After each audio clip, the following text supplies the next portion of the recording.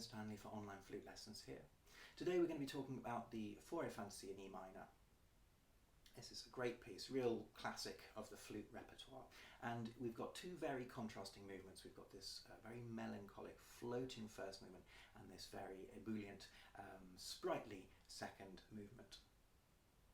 Capturing the quality of those two movements is very important. So let's have a look at the floating quality of the first movement.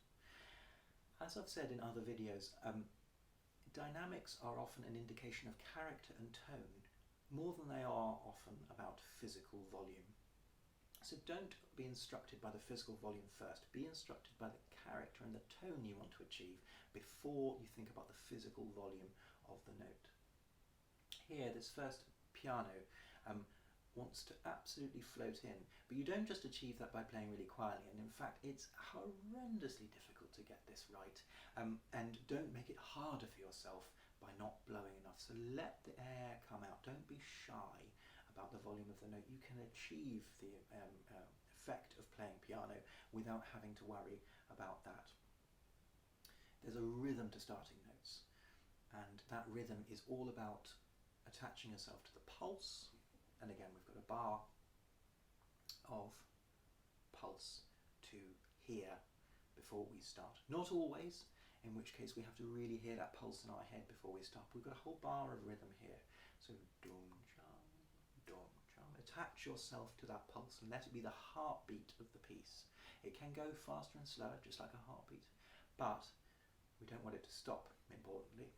Once we've attached ourselves to that pulse, give yourself plenty of time to breathe, and also be aware that the note doesn't start the second we start breathing out. It doesn't go ah, it goes ha, ha, ha, ah, ha, ah. So build that all into the rhythm of starting the note. We need to fit the tongue in there at the perfect time as well. We don't want it ta, we don't want lots of events happening. We want ta, ta. We want to try and reduce all of these things about starting a note to a single event, but that's a real precision thing, and you have to be really observant about how all these things relate, about the breath out, about the tongue, and having that tone in your head. You need to have the tone that you want to achieve in your head. With the tonguing here, there's lots of soft tonguing in this movement, so try and think about where you're tonguing in your mouth, okay? The further back, often the softer we can get. And the further forwards, often the cleaner and crisper the sound of the tonguing. But also it's to do with pressure. Don't let lots of pressure build up behind the tongue. Otherwise, we get this very plosive sound. And that explosion of air is very hard to control and turn into sound. It often just comes out as and we get a bit of a fluffy sound. So real lightness of touch with the tonguing here.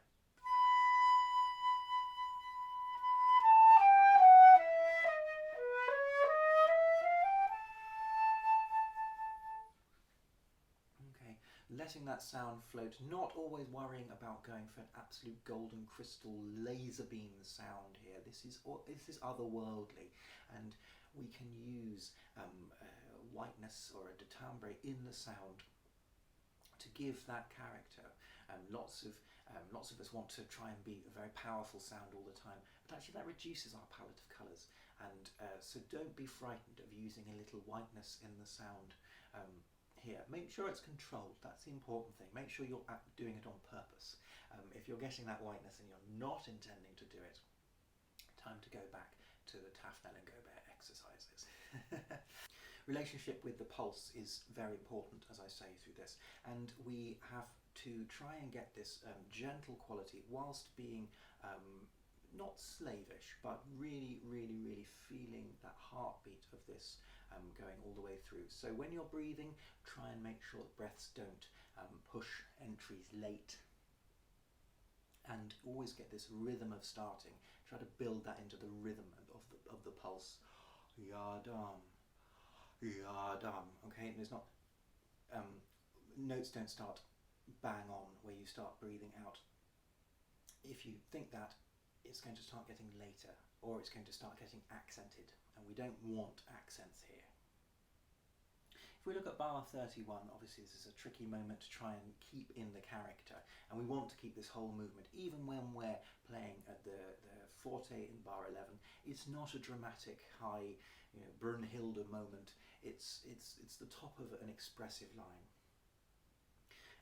And the same when we have rhythmic busyness. We need to try and keep this same gentle character.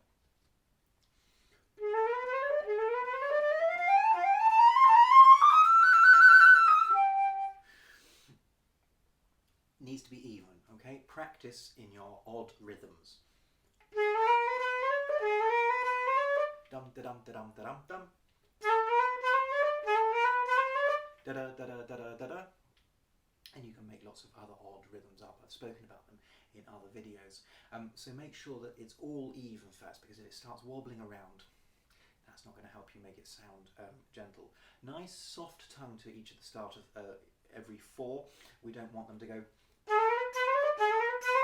Again, we're breaking up the flow. Okay, so a real find a good place in the mouth to tongue that, where it doesn't give us a hard edge. It is worth tonguing it, otherwise it again can become a bit soupy.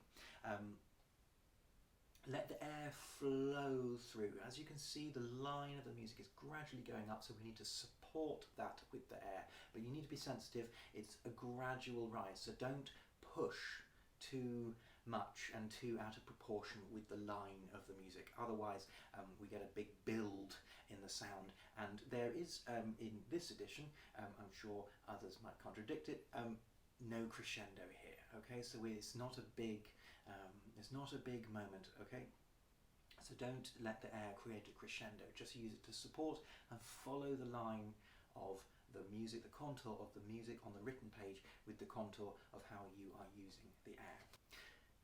So now we come to the virtuosic second part of this. The real key to getting good virtuosity is evenness and clarity in your articulation, which comes from gentleness, not from firmness, not from pushing harder or tonguing harder. Actually, if you can blow more gently and if you can tongue more precisely, you'll find that's going to lead to more virtuosic sound than blowing really, really hard. Or you'll find that's too explosive, that's too uncontrollable. Actually, you need to be quite light with the way that you use the tongue. The more pressure that builds up behind the tongue, the more we get that plosive sound. So actually, when we're playing a passage with lots of tonguing in, just be aware of how much air you're using, and that actually the tonguing sort of brightens the sound already. So you perhaps might want to take your foot off the gas a little bit, which will help it keep it clear. And if it's clear, it'll sound bright and loud and virtuosic. If it sounds messy and uneven, it doesn't. Okay? You can play things sounding really virtuosic actually slower than you think, but if you play them all nicely with good articulation and good sound, it sounds so much more impressive that people don't even notice that it's ever so slightly slower. We don't want uninvited accents in this piece. The opening phrase. We need to make sure that accent is on where the accent is, and there isn't an accent on the note beforehand. We need to give it some bum bum pum pum to a little bounce. It's your big fanfare, your arrival. But we need to make sure all the way through this piece that we're not putting accents in, especially when we have articulation phrases. Phrases with lots of articulation, lots of changing articulation, slurring across beats, sudden staccatos in the middle of a legato passage. We must make sure that staccato playing doesn't invite in accents. So again, with the gentleness. We don't want...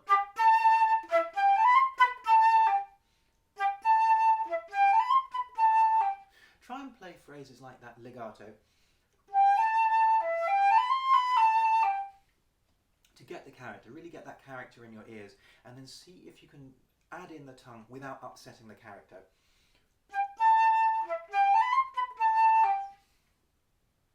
Also be aware that Ending a note suddenly is just as startling as tonguing it, which we can use to our effect. We can use greatly to our effect, but beware of it when it's not written. Okay, we don't want to, again, add in uninvited accents. So, bar 192. Here, this dreaded passage that's absolute flurry of notes, we want to make sure that we are being leggero as it's marked, and we're not putting unexpected accents in. Just because we're tonguing doesn't mean that everyone wants to be. So make sure you don't tongue too hard here. We're being really precise and gentle with the tongue. Also, try and make sure that it's not just a flurry of notes, that we're going maybe 2 every second bar, but then also building all the way through the phrase. It doesn't, otherwise, if we're just getting every note pounded out of this, it loses its charm somewhat. The melodic material here is in the piano. Okay, so really listen to the piano part here. There's lots of other things we could say about the Fauré Fantasie, and if you have any specific questions, do feel free to drop me a line, or if you'd like, why don't you come for a lesson? If you've enjoyed this video, have a look at the other videos and do subscribe to the channel, and happy practicing. See you soon.